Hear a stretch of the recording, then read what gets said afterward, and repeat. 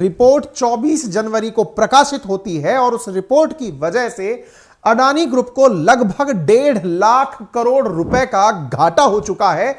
यह report Hindenburg research के द्वारा प्रस्तुत की जाती है।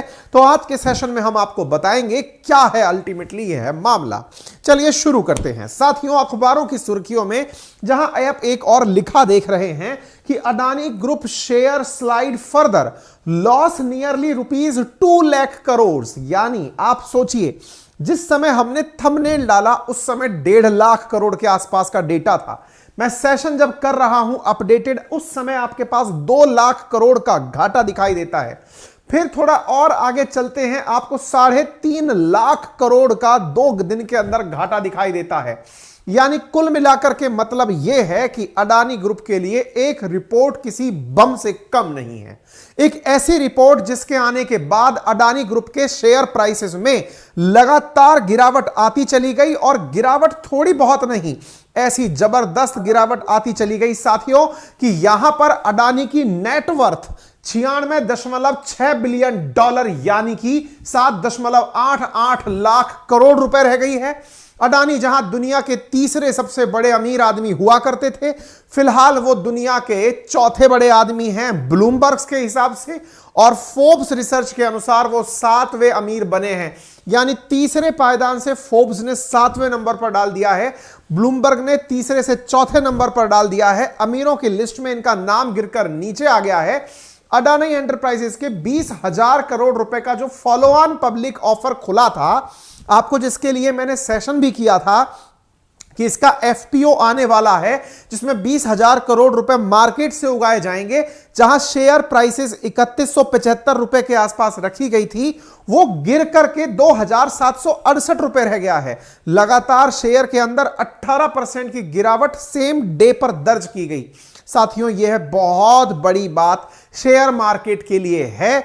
अडानी के शेयर में लोअर सर्किट लगा दिया गया है। दैट मींस अडानी के शेयर को आप चाहेंगे उससे नीचे दाम पर बेचना तो नहीं बेच पाएंगे। ऐसा आफ्टर ऑल क्या हुआ कि अडानी की नेटवर्थ जहां 25 जनवरी को 9.2 लाख करोड़ रुपए थी, वो आज घट करके 7.76 लाख करोड़ रुपए रह गई। ऐसा क्या है जिस रिपोर्ट के चलते अडानी एंटरप्राइजेस के 2 दिन के अंदर जो शेयर के भाव हैं उनमें लगातार 16, 25, 10, 31, 26, 27% की गिरावट और हजारों करोड़ का नुकसान होता हुआ दिख रहा है। यहां पर आप देख सकते हैं आंकड़ा है कि मार्केट में जहां अडानी ग्रुप का खुद का पैसा कम हुआ वो तो ठीक है, इसके साथ साथ पूरे मार्केट ने 4 लाख करोड़ रुपए गिरा दिए हैं, गंवा दिए हैं। ऐसा क्या है?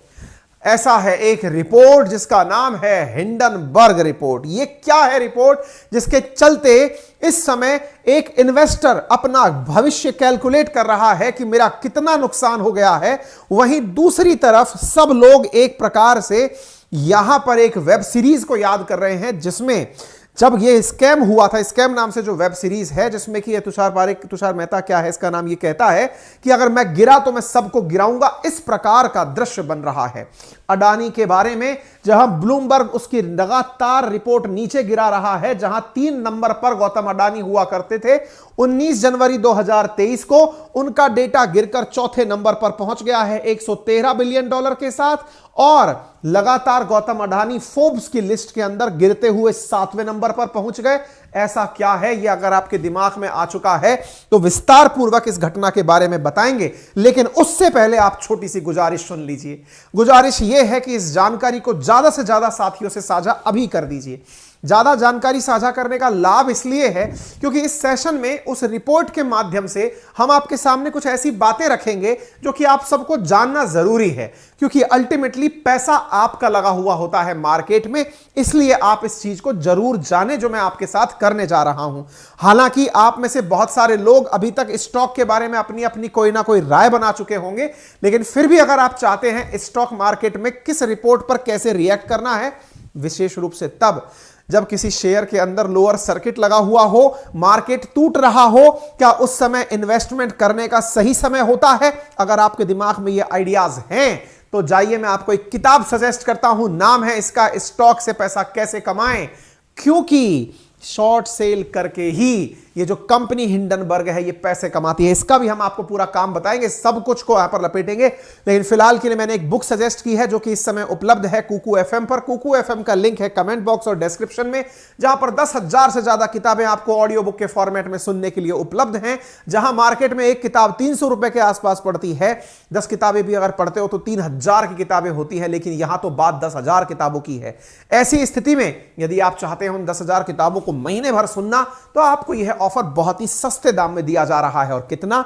यदि आप फ्रीडम 60 रेफरल कोड यूज करते हैं तो 26 से लेकर 29 जनवरी में यदि आपने हमारे द्वारा दिए गए लिंक पर क्लिक करके कोड से उस पर सर्च कर लिया तो आपको मात्र 39 रुपीज के अंदर 10,000 किताबें, वो भी पूरे एक महीने के लिए सुनने को मिल जाती हैं। तो अभी जाइए, लिंक पर क्लिक करिए और कोड यूज करिएगा फ्रीडम 60। मैंने आपके लिए यहां पर तरीका बता दिया है। लिंक पर क्लिक करेंगे, कोड पुट करेंगे और आपके यहां पर सीधा 99 की जगह प्राइस कट के 39 रह जाएगा। और वर्थ है ₹1 के अंदर प्रतिदिन अगर आपको नॉलेज मिल जाए ना, तो यह बहुत बड़ी बात है। ठीक है ना? चलिए तो शुरू करते हैं। अब यह क्या है कहानी? साथियों, एक हिंडनबर्ग रिसर्च नाम की अमेरिकी रिसर्च एजेंसी है। रिसर्च एजेंसी का मतलब ये कंपनियों के बारे में अपनी रिसर्च करती है, और ये रिसर्च एजेंसी अपने द्वारा एक न्यूज प्रकाशित करती है, और वो ये है, Adani group, how the world's third richest man is pulling the largest con in corporate history. Largest con in corporate history इस समय यह इन्वर्टेड कॉमाज में प्रचलित हो रहा है, चर्चित हो रहा है। वैसे तो यदि आपको मालूम हो तो नेटफ्लिक्स पर एक वेब सीरीज भी है कॉनमैन के नाम से। वैसे तो आपको यह मालूम होगा कि अक्सर जो फरेबी या फिर धोखाधड़ी करने वाले लोग होते हैं, they are known as conmans, गुंडे, गूंस। लेकिन यहां पर लिखा जा रहा है largest con in corporate history. क्यों लिख रहा है? क्योंकि यह पूछना चाहता है कि इसने कैसे एक कॉर्पोरेट काम को, कॉन्ग्लोमरेट को इतना बड़ा बनाने के लिए कितने गलत प्रकार के काम किए। आप सोचकर देखिए, इस कंपनी के द्वारा अडानी के ऊपर 88 सवाल दागे गए हैं। इस कंपनी के द्वारा 100 पेज से अधिक की एक रिपोर्ट तैयार करके मार्केट में फ्लोट की गई है। इस हिंडनबर्ग रिसर्च, जो कि एक अमेरिकी रिसर्च एजेंसी है, जो कि अकाउंट्स या फिर यह समझिए कि मतलब सीए सीएफए टाइप के जो लोग होते हैं उनसे बनी हुई एक कंपनी है, जिसने अपने द्वारा जब रिपोर्ट निकाली तो उसने खुद यह दावा किया है कि हमने अडानी पर रिसर्च करने में पूरे 2 साल लगाए हैं, 100 पन्ने से अधिक की रिसर्च प्रकाशित की है, ना जाने कितने ही देशों की हमने यात्रा की है यह जानने के लिए कि यह व्यक्ति कितना बड़ा फ्रॉड है। तीसरी बात, इसने यह भी दावा किया है कि जो हमने बातें की हैं उसके बारे में हमने लगभग 74 साइटेशंस उपलब्ध कराई हैं।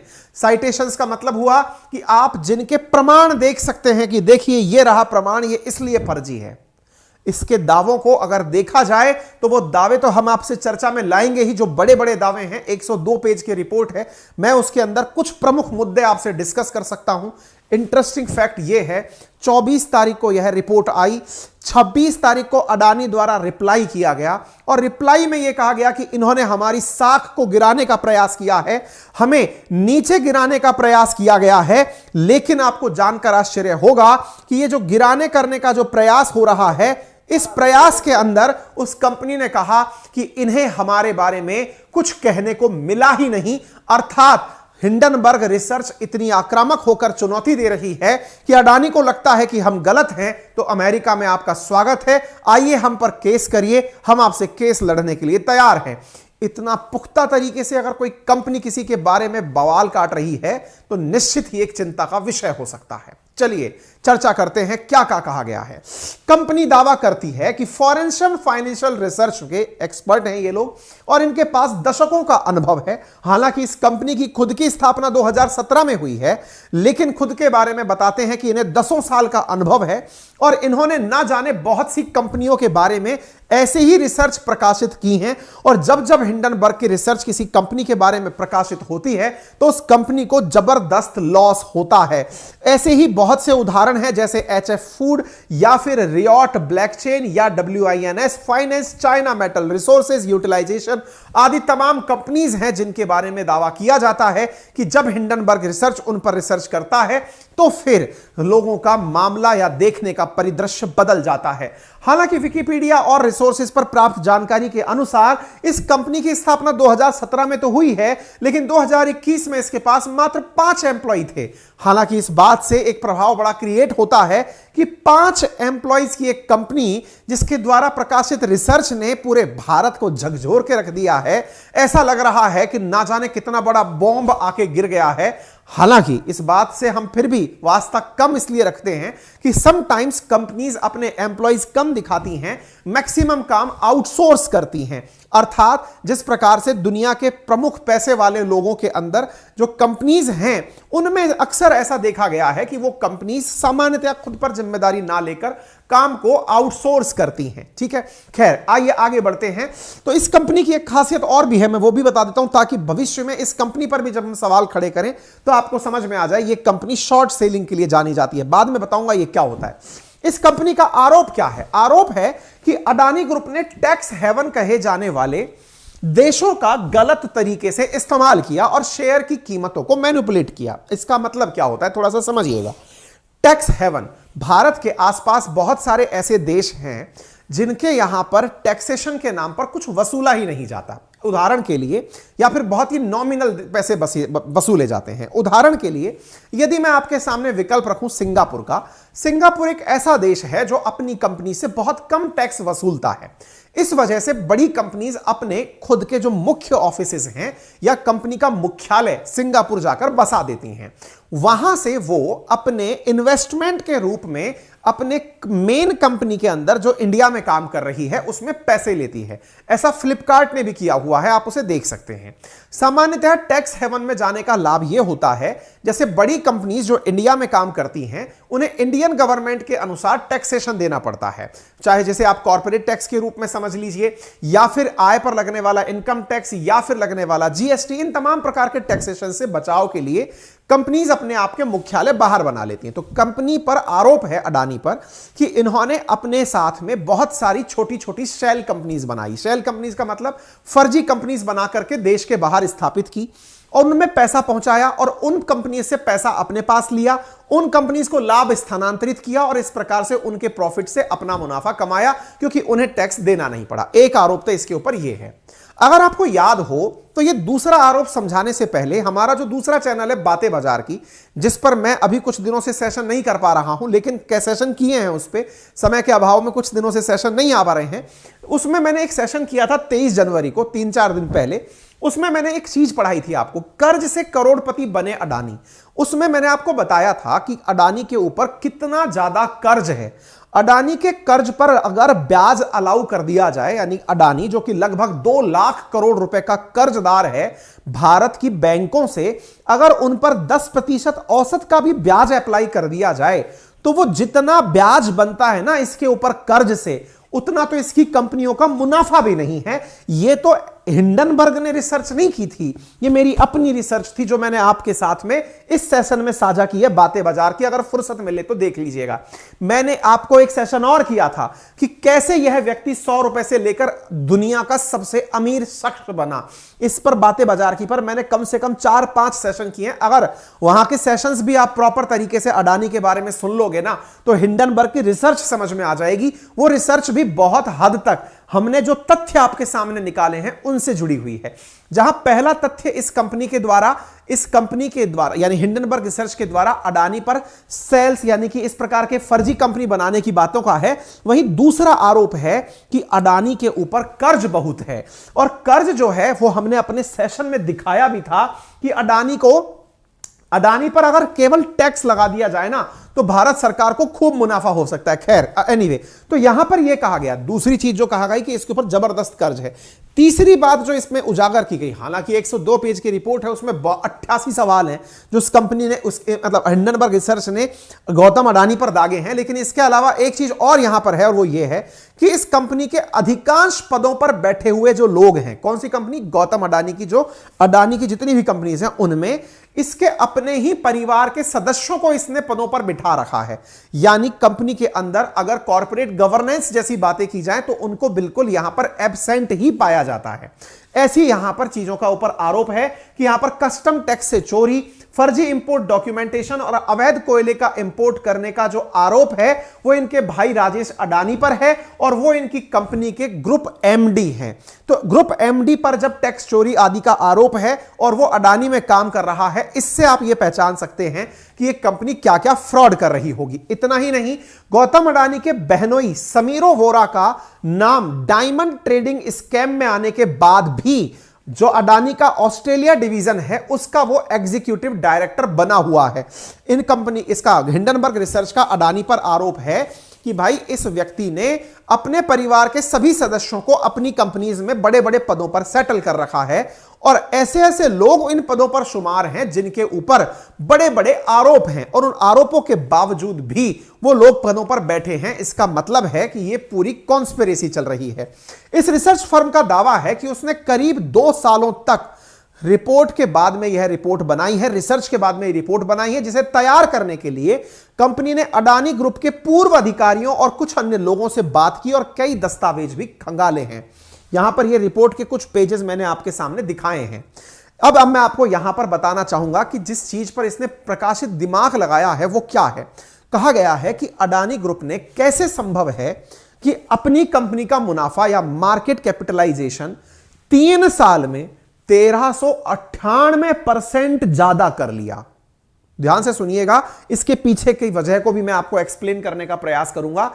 कैसे एक कंपनी जिसका नाम है अडानी ट्रांसमिशन, उसका मुनाफा 700, उसका मार्केट कैप 729% बढ़ जाता है।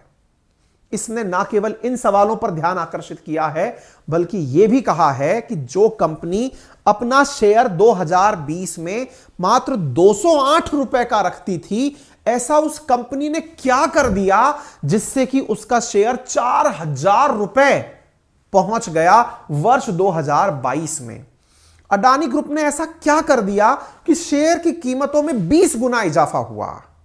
अब आपके दिमाग में भी आएगा कि यार बात तो आप सही कह रहे हो, ऐसी भी लोगों को क्या लगन लग गई कि हां भाई इस कंपनी के शेयर खरीद लो। है ना, दिमाग आएगा ना आपके। चलिए, अब तो मैंने आपको जो चीजें दिखाई वो आपको वो चीजें दिखाई जो इसने कही हैं। अब अपना भी एक बार छोटा सा बीच में संवाद कर लेते हैं जो ज्यादा जरूरी है। आपके दिमाग में एक प्रश्न आकर अटक चुका है। अब क्या अटक चुका है? यार शेयर मार्केट में कंपनीज हैं, चल रही हैं, शेयर के भाव बढ़ रहे हैं, बढ़ने भी चाहिए, लेकिन सवाल तो वहीं की वहीं खड़ा है सर। दुनिया बेवकूफ थोड़ी है। 200 का शेयर 400 में खरीद क्यों रही है? शेयर महंगे हुए होंगे तभी तो खरीद रही होगी। पॉइंट आपका भी है, ध्यान से सुनना और इस बात को थोड़ा समझने का प्रयास करना, तब जाकर के आपको समझ में आएगा कि कॉन्स्पिरेसी असल में हो कहां रही है। ठीक है, दोबारा सुनिए। आपके दिमाग में पहला प्रश्न बनेगा, माना सर कि 200 रुपए का शेयर था 2020 में, मान लिया एक बार, लेकिन एक बात बताओ, 2020 में 200 का शेयर 2022 में 4000 का हो गया, 20 टाइम्स बढ़ गया। मैंने कहा हां, 20 टाइम्स बढ़ा तभी ना सर जब लोग खरीदार बन के आ गए। अरे भाई साहब मुझे दे दो यार, मैं शेयर खरीदना चाहता हूं, तभी तो मांग बढ़ी तब जाके प्राइसेस बढ़ गए। इसमें तो मतलब सो सिंपल एज दैट। मांग क्यों बढ़ी? अरे सर उसने परफॉर्म अच्छे से किया होगा ना, तो मांग बढ़ी होगी। फिर आप में से किसी का दिमाग में आएगा कि सर आपको नहीं पता, कांग्रेस तो कहती है, केजरीवाल जी तो कहते हैं, क्या अंबानी अडानी सरकार के साथ, केंद्र सरकार के साथ मिले हुए हैं। अब आपके दिमाग में लेकिन यह समझ में नहीं आता होगा कि अल्टीमेटली केंद्र सरकार अडानी को मुनाफा देती कैसे है ना। मतलब देखो, आप में से बहुत सारे लोग एक आर्ग्यूमेंट से अक्सर उलझते हुए पाए जाते हैं। मान लिया कि साहब जो भी पैसा दिया जाता है अंबानी अडानी को, वो पैसा सरकार के द्वारा दिया जाता होगा, लेकिन शेयर मार्केट में तो सब कुछ स्पष्ट होता है। फिर सरकार का कैसे योगदान होता है, समझाओ सर। है 200 का शेयर उठ के 4000 पे जा रहा है, मांग बढ़ रही है तो प्राइस बढ़ रहा है, सरकार से कनेक्शन क्यों जोड़ा जाता है? अब मैं आपको बताता हूं कैसे जोड़ा जाता है। अब सुनिए आप आंसर। आप जानते हैं भारत की एक सबसे अधिक फायदा कमाने वाली इंश्योरेंस कंपनी है, भारत सरकार की है, नाम है उसका लाइफ इंश्योरेंस कॉर्पोरेशन, जिसको आप LIC के नाम से जानते हैं। LIC जो आपका जीवन आपके बाद भी सुरक्षित करती है, इस प्रकार का विज्ञापन करती है। इंश्योरेंस लेते हैं आप लोग, आपके घर में आपके रिश्तेदार ने किसी ना किसी को चिपकाया होगा। LIC सरकारी कंपनी है। अच्छा, अब आप सोचो, मैं एक सरकारी कंपनी का करता धरता हूं, LIC का करता धरता हूं। LIC अब क्या करती है कि अपने कुल पैसे में से, LIC के पास खूब पैसा है क्योंकि भारतीयों में डर बहुत है, और भाई साहब ले लिया इंश्योरेंस। LIC अपने कुल धन में से 74,000 करोड़ रुपया, कितना, 74,000 करोड़ रुपया, ये डेटा है, अडानी के शेयर खरीदने में लगा देती है। आप और हम कितने पे अटके हुए थे? 200 रुपए प्रति शेयर पे, 4,000 रुपए प्रति शेयर पे एक आध शेयर खरीद के राजी हो रहे थे। यहां कितना हो रहा है? 74,000 करोड़ रुपीस अडानी के शेयर परचेज करने में LIC लगा देती है। आपका दिमाग भन्ना जाएगा, क्या बात कर रहे हो सर?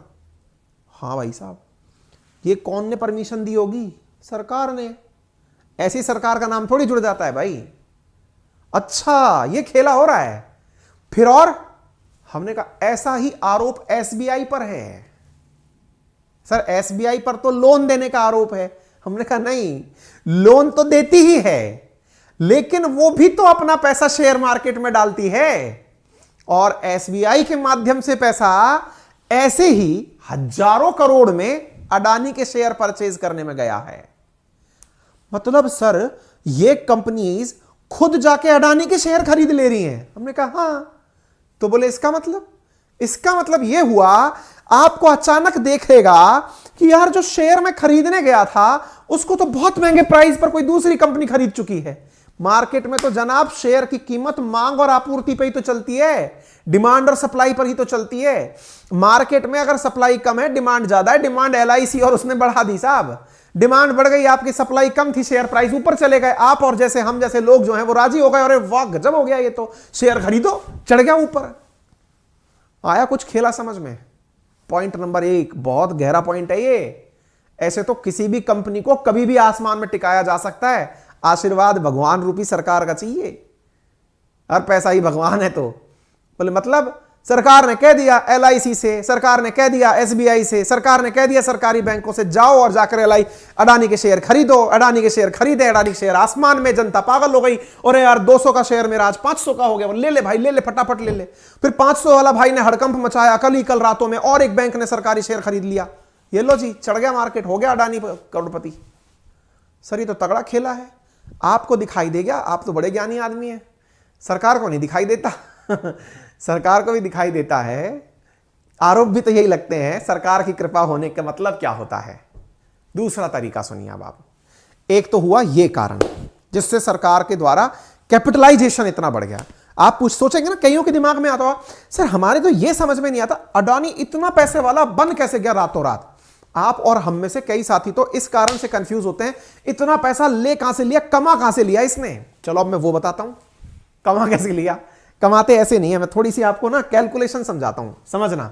देखो, अरे भैया चल जा यार, आपको एक छोटी सी कैलकुलेशन समझाते हैं, फिर हम आगे बढ़ जाएंगे। भाई देखो, हमारा पेन ही नाराज हो रहा है, चलना नहीं चाह रहा है अडानी के नाम पे। देखो मुद्दा क्या है, मैं आपको बताता हूं। मान लो ये पाई है, ठीक है ना। अडानी पैसे वाला कैसे बना, मैं आपको एक ही लाइन में समझा देता हूं, आपको सारा खेला समझ में आ जाएगा। ये अडानी की कंपनी है, मान लो उसकी वैल्यू थी 100 करोड़ रुपए। कितनी थी? 100 करोड़ रुपए। 100% मालिक था अडानी, ठीक है। अच्छा, अडानी पैसे वाला कैसे बना? आप में से कईयों को लगता होगा यार ऐसा कौन सा इसको कुबेर का खजाना हाथ लगा कि ये दुनिया के अंदर टॉप 3 में पहुंच गया। अभी सब समझ में आ जाएगा। अडानी ने क्या किया, अपनी कंपनी को मान लो मैंने ऐसे 4 भागों में बांट दिया, 25%, 25%, 25% और 25% बांट दिया। अडानी ने कहा कि ये 3 हिस्से तो मैं अपने पास रखूंगा। कौन रख रहा है इन 3 हिस्सों को? मिस्टर अडानी रख रहे हैं। ये बाकी बचे जो 25% है ना, इनको अडानी ने कहा कि जाओ इसे अब दुनिया में बेचते हैं। अडानी गए दुनिया में थे आप और हम जैसे कलाकार। हमसे कहा कि अंकित अवस्थी 5% शेयर मैं IPO में लेके आ रहा हूं। IPO क्या होता है? Initial public offering. देखिए मैं एक बात बताना चाहूंगा, अगर आपको शेयर मार्केट की कोई सी भी जानकारी चाहिए ना, तो हमारा दूसरा चैनल है बातें बाजार की, उस पर हमने ये सब बातें डिटेल में समझा रखी हैं। फिर भी यहां पर आप नए हैं तो समझ लीजिए। अब क्या हुआ, 5% आईपीओ में निकाला। 5% आप में से कुछ लोगों को लगेगा अरे सर जी ये तो आप ही खरीद लोगे 5%। तो 5% टेक्निकली तो 5 करोड़ का हुआ। उदाहरण के लिए समझना इस बात को। मैंने कहा नहीं भाई अभी खेला होने जा रहा है, अब तुम्हें तो वेट करो। कैसे? 5% को 1 लाख शेयरों में बदल दिया। कितने शेयरों में बदल दिया? 1 लाख शेयर में। कैसे बदल जाएगा सर 1 लाख? मैंने कहा यार गजब बात कर रहे हो, मैं तो 1 रुपये को भी 1 लाख भागों में बांट सकता हूं। ये तो मेरे ऊपर है मैं कितना भागों में बांटता हूं। 0.0001 लिखना है तो इतना ही तो करना है। बोले अच्छा अब सर एक बात बताओ, 1 लाख शेयर में मैंने 5% को बांट दिया, अभी भी तो 20% बच रहा है ना। मैंने कहा हां बच रहा है। तो मैंने कहा अब खेला होने जा रहा है। खेला क्या? अब आती है एक कंपनी जिसका नाम है एसबीआई, एक और कंपनी आती है जिसका नाम है एलआईसी, और वो आकर कहती है कि अडानी बाबा, बोले हां मुझे आपके 10% भागीदारी चाहिए। कौन बोला? एलआईसी बोला। कितने में चाहिए बताओ? अब ये खोपड़ी खुजाल रहा है कि यार 100 करोड़ का जब 100% है तो टेक्निकली तो मेरा 10 करोड़ का 10% हुआ, पर मेरे ऊपर तो कृपा है। कृपा है तो एलआईसी कहती है कि मैं आपका 10% 50,000 करोड़ में खरीदती हूं। कितने में खरीद लिया? 50,000 करोड़ में। जाओ जियो, जा सिमरन जी ले तेरी जिंदगी। फिर से सुन लेना, 50,000 करोड़ में 10% हिस्सा खरीद लिया। किसका? एलआईसी का। जब 10% की वैल्यू 50,000 करोड़ है तो भाई दिमाग लगाओ 100% की वैल्यू कितनी कंसीडर की जाएगी? 5 लाख करोड़ रुपया। अब आई बात समझ में? अचानक अडानी की वैल्यूएशन 100 करोड़ पे जो आदमी चल रहा था, एलआईसी ने आकर 50,000 करोड़ में इसका 10% हिस्सा खरीद लिया। बिका 10% ही है, लेकिन 10% से ही तो बाकी बचे कि आप भाव लगाओगे। मार्केट वैल्यू हो गई 5 लाख करोड़ रुपया। अचानक अडानी रॉकेट हो गया, जूम पहुंच गया साहब। समझ में आ गया? एलन मस्क की गद्दी हिल गई। अब दूसरा तरीका, यहां पर एलआईसी ने भाव चढ़ाए इसके। आप अपना शेयर लेने के लिए खड़े थे, 5% शेयर खरीदूंगा मैं तो। 5% में 1 लाख शेयर हैं, पहुंच गए हम लेने। भाई साहब अब यहां पर 50,000 करोड़ के जब 10% शेयर बिके हैं तो ये जो 5% शेयर है ना, ये 25,000 करोड़ के हो गए। और 25,000 करोड़ के शेयर है ना, अगर वो 1 लाख शेयर हैं तो आप सीधा सीधा हिसाब लगा के देख लो, एक शेयर भी अब आपको हजारों करोड़ में मिलेगा, 1000 रुपए में मिलेगा। 25,000 गुणा में करोड़ कर दो, 7 जीरो उसकी, 3 10 जीरो, 10 जीरो में से 5 घटा दो, लगभग 10,000 करोड़ की 20,000 रुपए के आसपास का एक शेयर मिलेगा। आ गई बात समझ में? कैसे बढ़ी मार्केट वैल्यू? उम्मीद है आपको थोड़ा बहुत झलक मिल गया होगा। हालांकि मैंने जो वैल्यू रखी है 100 करोड़, ये बहुत नॉमिनल वैल्यू रखी है। कंपनी की वैल्यू इतनी भी कम नहीं होती है, इतने में तो शायद उसको लिस्टेड भी ना करने दिया जाए। मान लो यहीं पर यह वैल्यू 100 करोड़ की जगह 10,000 करोड़ होती। अब उसको आप इस प्रकार से कैलकुलेट कर लो, मार्केट वैल्यू ऐसे बढ़ती है। ठीक है, उम्मीद है आपको समझ में आ गया होगा। इस कंपनी ने, ये जो दूसरी हिंडनबर्ग रिसर्च है, इसने यही आरोप लगाया है इनके ऊपर कि इन्होंने असल मायने में चीजों का मैनिपुलेशन किया है। मैनिपुलेशन कैसे? अपने कॉन्टेक्ट्स के दम पर अपनी वैल्यू बढ़ा ली। ऑब्वियस सी बात है, किसी की भी कृपा हो जाए, सरकार जिस पर कृपा कर दे उसके तो भाव आसमान में चले जाएंगे। आप और हम जहां पर सस्ते शेयर खरीदने 200 रुपए के गए थे, वो तो 4,000 का हो गया। अब दूसरा पॉइंट सुनिए। एक तरीका तो यह हुआ सरकार का इन्वेस्टमेंट मिलने का, यह तो समझो सीधा सीधा उसकी झोली में पैसे भरने जैसा हो गया कि ले जा जी ले अपनी जिंदगी, तेरे मन में आए जो कर इस पैसे से। ठीक है साहब, अडानी दुनिया खरीदने निकल लिए। अब दूसरा तरीका, अडानी को क्योंकि ये है प्यास है बड़ी, तो अडानी को ये पैसा भी कम लगा कि यार एलआईसी के 74,000 करोड़ से क्या होगा, इससे कुछ नहीं होता सर जी, कुछ और बढ़ा दो। तो बैंकों को आदेश दिया गया, तुम्हें दिखता नहीं है कितनी बड़ी कंपनी बन गई है, बिलियन डॉलर में चल रहा है जिसका हिसाब है, तुम लोगों से कर्जा नहीं दिया जाता उसको। सर कितना कर्जा दें जरा बताइए? बैंकों को आदेश दिया गया कर्जा दो इसको, कर्जा दें सर, कितनी बड़ी कंपनी हो चुकी है, तुमको दिखता नहीं जिसमें एलआईसी ने पैसा लगाया हो, सोचो कितनी बड़ी कंपनी होगी। सर हाँ सही कह रहे हो आप, तो बहुत बड़ी कंपनी होगी, कर्जा दो इसको। कर्जा कितना? 2 लाख करोड़ रुपए का बैंकों ने दे दिया कर्जा। कितने का? 2 लाख करोड़ रुपए का दे दिया बैंकों ने कर्जा। तो ऐसे ही थोड़ी जमीन से अर्श, फर्श से उठकर अगर अर्श का सफर हो तो आशीर्वाद जरूरी है, और वो रिसर्च यह कंपनी बता रही है। उम्मीद है आप लोगों को यह बात समझ में आ रही हो। Adani group has repeatedly faced allegation of corruption, money laundering and theft of tax payers money. और तो और मुनाफा बचा उसको बाहर से राउटिंग करके अंदर ले आए। अडानी को यह खबर लग गई थी बहुत पहले ही, क्योंकि अडानी के ऊपर एक और कंपनी है क्रेडिट स्विस नाम से, उसने 2022 के सितंबर में निकाल के बता दिया था कि इनके ऊपर 2 लाख करोड़ नहीं 2.5 लाख करोड़ रुपए का कर्ज है। अरे तभी तो मैंने सेशन किया था कर्ज से करोड़पति। तब इनकी रिपोर्ट आई थी, क्रेडिट स्विस नाम की कंपनी थी, क्रेडिट साइट नाम की रिपोर्ट थी। जब वो आई तो फिर ये जनाब आए इंटरव्यू देने, अरे लोगों में मेरी इमेज खराब ना हो जाए। या आपको क्या लग रहा था, किसकी? आपको लग रहा था राहुल गांधी जी के कहने से ये इंटरव्यू देने आए हैं? या आपको लग रहा था रवीश कुमार जी ने एनडीटीवी छोड़ दिया इसलिए मजबूरी में गौतम अडानी चल करके आ गए? ये गौतम अडानी है, सरकारें इधर उधर हो रही हैं इसके नाम पे भाई। तो बोले इसका मतलब समझो। आपको लग रहा था, कईयों को लगा कि रवीश कुमार जी आजकल एनडीटीवी बाहर निकल करके सब जगह भाषण देते फिर रहे हैं, अब इसकी इमेज पर सवाल आ गया। इसको थोड़ी चुनाव लड़ना है, इसकी इमेज पर सवाल आ गया। ये तो तब भी बाहर नहीं निकला था इंटरव्यू देने जिस समय पूरी कांग्रेस पीछे पड़ी थी, पूरी तरह केजरीवाल पीछे पड़े थे, हाथ में पन्ना लिए फिर रहे, देखो इसने क्या कर दिया, देखो इसने क्या कर दिया। ये तब भी निकले नहीं थे।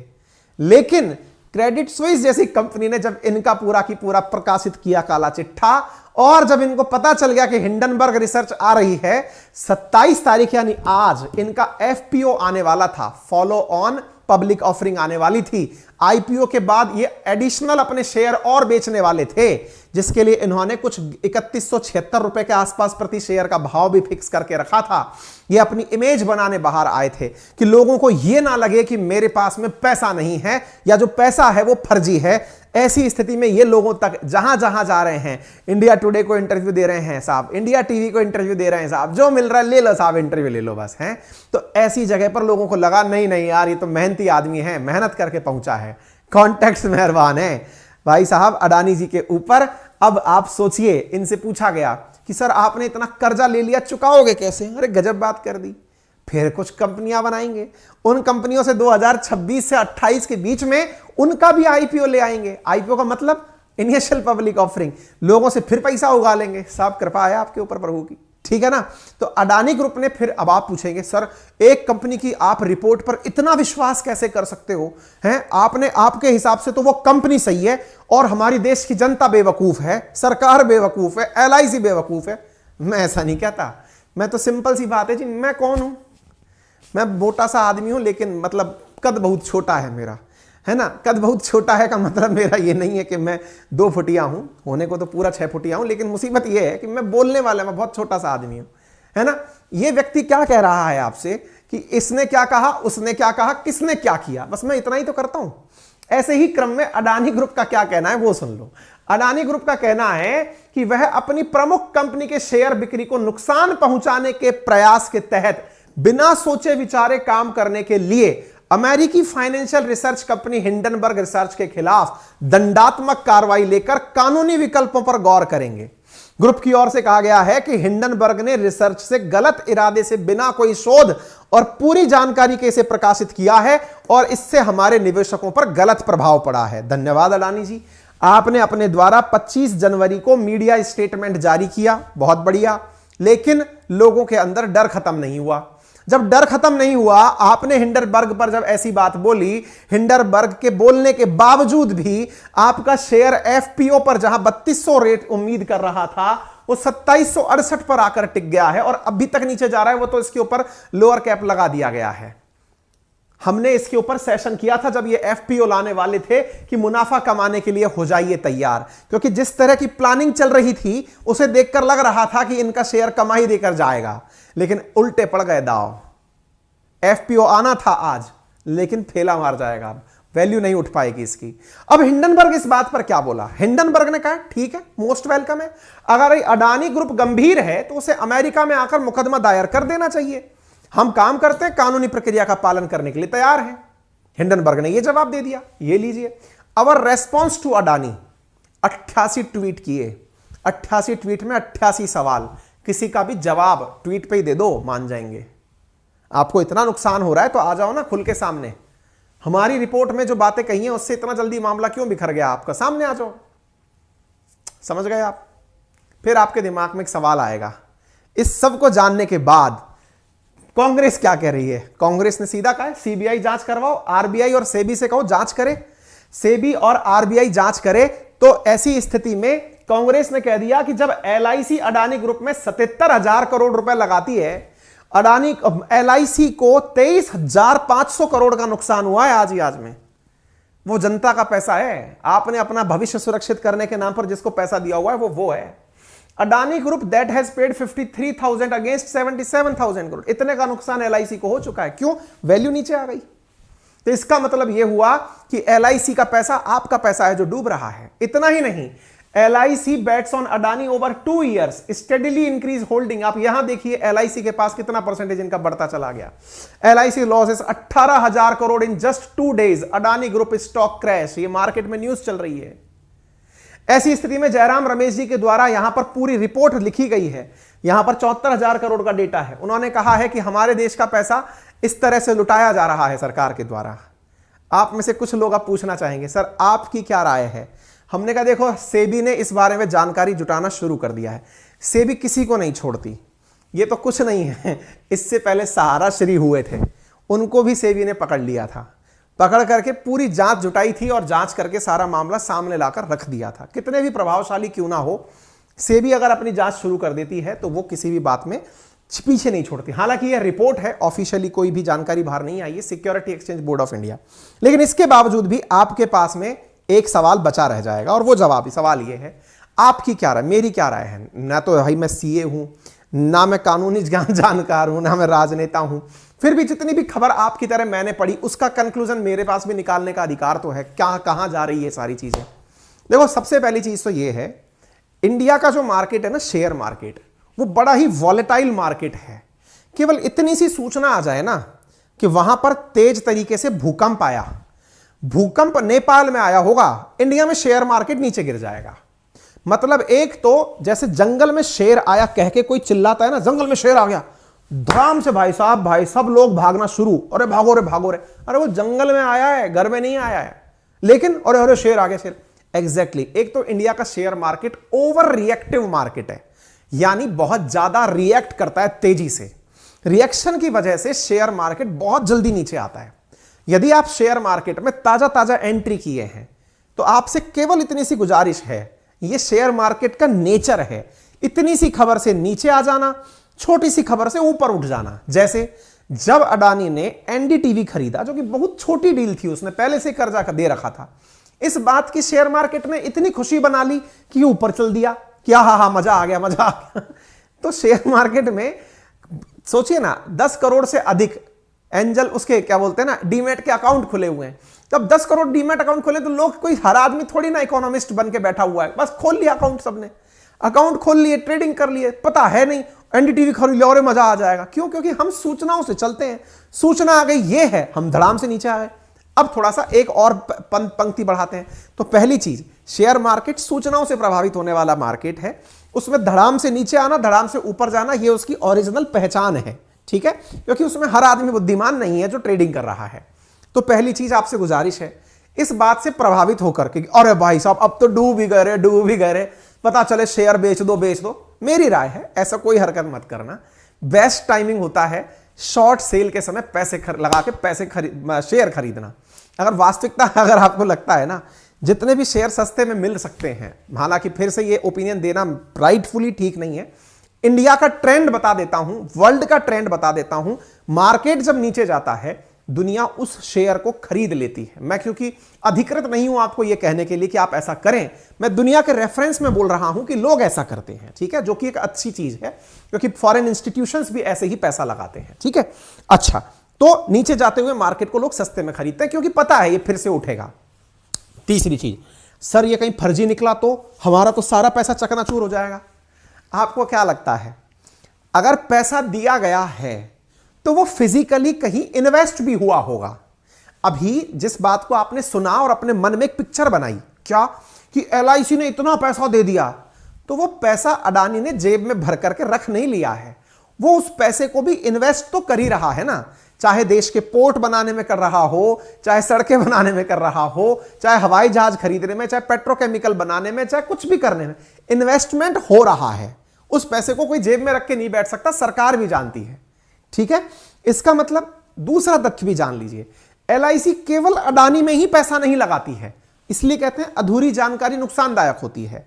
तो LIC ऐसा करके कई कंपनियों में पैसे लगाती है, अडानी नहीं। LIC तो अपना मुनाफा कमाती ही ऐसे है।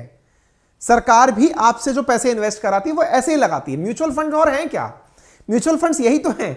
म्यूचुअल फंड्स में आपका पैसा शेयर मार्केट में ही लगाया जाता है। तो LIC भी यही काम करती है, और वो केवल अडानी नहीं, वो जो भी ब्लू चिप कंपनियां हैं उन सब में इन्वेस्ट किया जाता है, और ब्लू चिप कंपनी में ज्यादा इन्वेस्ट किया जाता है। तो इस बात से भी पैनिक होने की आवश्यकता नहीं है। मैंने जानकारी आपको इसलिए दी क्योंकि इस कंपनी ने जानकारी निकाली है। चौथी बात, सर उस कंपनी के रिसर्च को क्यों ना मान लिया जाए, सही है वो, बिल्कुल मान लो, गलत किसने कहा है, लेकिन मानने से पहले थोड़ा सा विचार करो। जिस कंपनी में कुल 5 लोग काम कर रहे हैं, वो कहती है कि उसने 2 साल तक रिसर्च की है। तो मैं ये कहता हूं कि इंडिया की जितनी भी ऑडिट फर्म्स हैं, इंडिया के अंदर इतनी सारी एजेंसीज हैं, वो भी तो कुछ ना कुछ पन्ने पड़ती होंगी ना। हां, मार्केट में एक जो चीज नेगेटिव होती है वो होता है ओवर वैल्यूड होना, ज्यादा भाव चढ़ा देना। ऐसा तो आप करते हैं समटाइम्स, जिस चीज की जो रियल वैल्यू होती है उससे ज्यादा वैल्यू आप हाइप क्रिएट करके कर देते हैं। जैसे इन दिनों सोशल मीडिया पर जो भी व्यक्ति सुपरस्टार होता है वो ओवर हाइप्ड होता है। कभी पता चलता है कि किसी एक्टर को आपने ओवर हाइप दे दिया, पता चलता है किसी एंकर को ओवर हाइप दे दिया, पता चलता है कभी किसी, मतलब अभी जैसे मैं छोड़ो, इन पर टिप्पणी नहीं करूंगा, आप समझ जाइए कि मतलब जिस तरह से चीजें चलती है ना, ओवर हाइप्ड होती हैं, मतलब ज्यादा बढ़ा चढ़ाकर पेश करने वाली होती हैं। तो आपसे मेरी छोटी सी गुजारिश ये है, कृपया करके इस समय पर ज्यादा पैनिक करने की आवश्यकता नहीं है। मार्केट है वो ऐसे ही रिएक्ट करता है, ये इसकी फितरत है। ठीक है, चलिए अभी के लिए इतना ही। अब मैंने इतनी अच्छी जानकारी आपको दे दी, बदले में कुछ तो मांगने का हक मुझे भी है। हालांकि मैं अडानी नहीं हूं जो आपसे कहूं कि मेरा IPO ले लो। मैं केवल इतना कह रहा हूं कि वीडियो की बटन बगल में एक लाल रंग का बटन है जिस पे लिखा है सब्सक्राइब, उसे दबा दीजिए। उसका कलर चेंज हो जाता है आपके दबाते ही, पैसा कुछ लगता नहीं है, उसमें कोई पैसा नहीं लगता है, सब्सक्राइब करने का बटन बोलते हैं। और तो और, अगर आपको मेरी बात थोड़ी सी भी लगी कायदे की है तो इसमें एक शेयर का ऑप्शन है, उसमें भी कोई पैसा नहीं लगता, उसे शेयर कर दीजिए। एक थम्स अप का सा बटन है, उसे दबा दीजिए। वो लाइक करने का बटन है, उसमें भी कोई पैसा नहीं लगता। यानी मैंने जो भी जानकारी आपको बताई वो सब मुफ्त की है। ठीक है, तो आप इतनी कृपा तो हम पर बरसा ही सकते हैं। बाकी तो आपको जो पैसा देना है वो यहां देना है। 39 रुपए में 10,000 किताबें पूरे 1 महीने के लिए कुकू FM पर, लिंक कमेंट बॉक्स में दिया गया है, वहां जाकर फ्रीडम 60 कोड लगाकर डाउनलोड कर लीजिए।